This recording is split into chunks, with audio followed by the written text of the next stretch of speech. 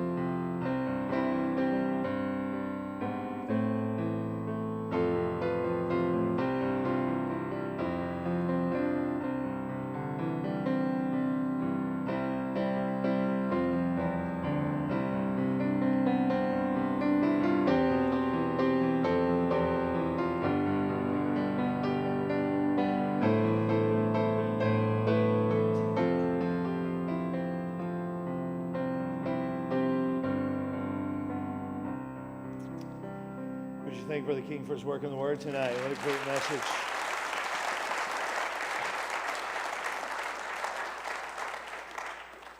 We will not bow down to the God of culture. No, I'm saying we won't. He said it for us, but he's lied before. I'm just telling you. We will not bow down to the God of culture at Canyon Ridge Baptist Church. We will not bow down to the God of comfort.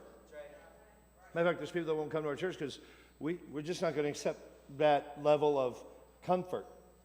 John Shivers, where are you at, John? Are you in here? Here you are. John and I talk about being from the Midwest a little bit and how that, you can sit up. We're not mad at you for the guitar thing. John and I talk pretty regularly about how in the Midwest it's super easy to just get comfortable. Church is what we do, and we go on Sunday, and we go on Wednesday, and then we go home, and we do our own thing, and we have our church hour, and then we go do life, and church hour, and go do life. Well, I'll be honest with you, that happens in California, too. Comfort is a tool of the enemy.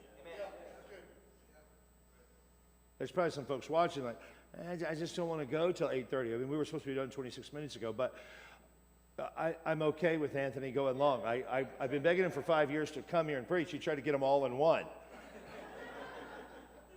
But I'm not gonna bow down to the God of comfort. Our church isn't going to become comfortable. Why? Because you don't serve Jesus comfortably. You don't become Christ-like comfortably. He was talking to some of you over 50.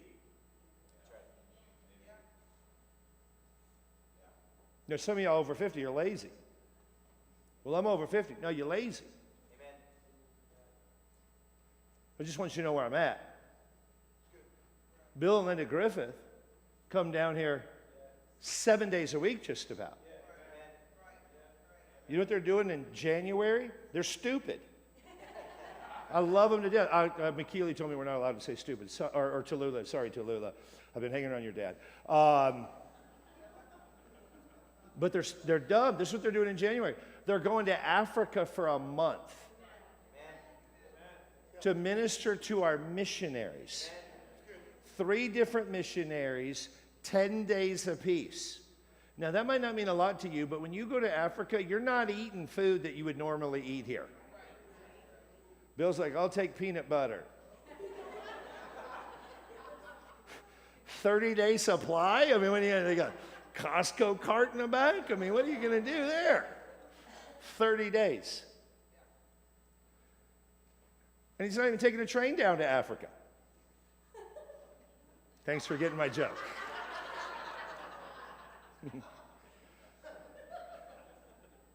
My parents are like, what is he doing? I don't know. It's the music Gloria made me listen to as a kid in the car. You should talk to her. She's rebellious. We're not going to be comfortable. I like comfort. I was convicted about that tonight. I like comfort. But we're not going to be comfortable. We're going to do all that we can to introduce every man, woman, and child in San Diego to Jesus Christ. And God in His goodness will give us the grace to do it, especially if we ask. And then we're not going to be faithless. Man, what a great message. I'm super thankful for it. I'm glad you got to be here. And I know you're like, oh, Pastor, I might be a little bit tired because it's 8:38 and I got to go home and watch 4 hours of TV. Just go without the TV. Let's go home and go to bed. Talk about the Lord. If you want to watch it, I guess I don't care, but don't let being 26 minutes past your thought time keep you from coming back tomorrow night. And this really isn't a sacrifice. People in Cambodia are losing their life for their faith. People over Africa are losing their life for their faith. Hopefully not Bill and Linda. People all over the world for their faith are suffering great sacrifice.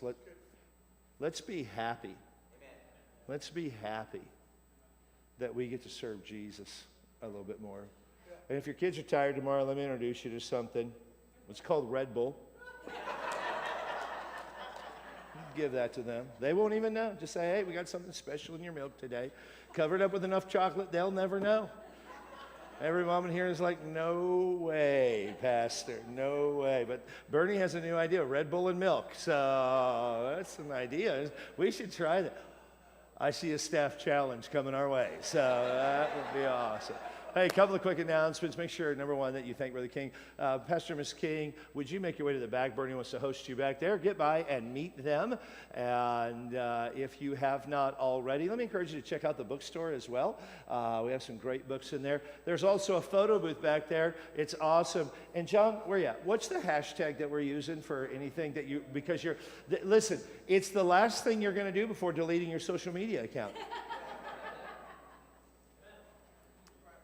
Before you think like, oh man, Pastor, what do you think about that? This is what I think about it.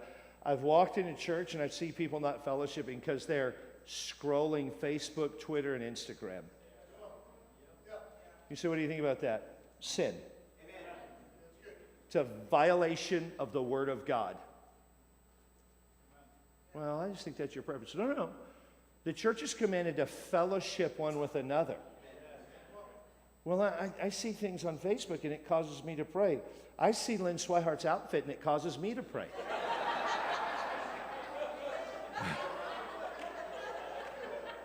I'm coveting ice cream right now, you know. The good humor, man. I want one of those strawberry ones or something.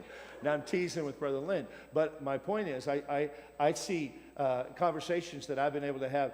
Mike Cardoza a couple weeks ago had a major knee injury, and we've been able to have conversations about that, and I've been able to pray better for him because of that. And if I'm on Facebook, or Instagram, Twitter, I hear they're going to start charging $8. I'm going to tell you this, Canyon Ridge Baptist Church ain't paying $8 for a single tweet. You say, what are you doing? You're going to have to do it the old-fashioned way. Read your email. And if Google starts charging for email, you're going to have to do it the old-fashioned way. Watch for the smoke signals. Because John's learning smoke signal right now. But I don't know. But hashtag your pictures until you stop. Canyon Ridge 20. Canyon Ridge 20. And what? And Revival San Diego. So hashtag those two things. Canyon Ridge 20, Revival San Diego. Take some pictures. That'll be great. John came up with a new design. He and Debbie worked on that. I love the design work. By the way, Zach Pope did a lot of this work for us, and we're super thankful for that. So make sure that you do that. Remember that Sunday morning is Time Change Sunday. So show up at the adjusted time that's on your phone that you already used for your alarm anyway. Those of you that are over 50 that still use your phone or your rooster outside, we will be starting at the adjusted time. So we just want to make sure that you know that. We'll be starting at the adjusted time. There'll be donuts outside after the service that are left. We encourage all of the children, kids, eat as many as you can. That's right. Your parents said it's okay, so just go gorge yourself till you vomit in the car on the way home. It'll be great. It'll be great, all right? Quentin, go for what you know. Tomorrow night, be back. If you get sick of the donuts, we'll pray that right out of you. Tomorrow night is floats after the service, floats with Brother Ferg. Do we have that picture? Yeah, that's great. You guys pray for Brother Ferg. He's in a sugar coma right now, as it is. No 8:30 service on Sunday, just one 10:30 service. Be here. Make sure that you park off site if you can at all. And then North Hills Baptist Church, thanks for being here tonight. We love you guys. Pray for you every day. God bring you the right pastor and the right timing and all of that. We feel like you're our sister church up north, and we're glad you're able to make the drive down. Make sure you get by and say hi to them. And some of our dearest friends, John Ashley and I got to spend the week before men's retreat, Monday through Thursday together. It was one of the most enriching times in my life, and I really got to know him. I always thought he was a stick in the mud. No, he's just quiet about his sin.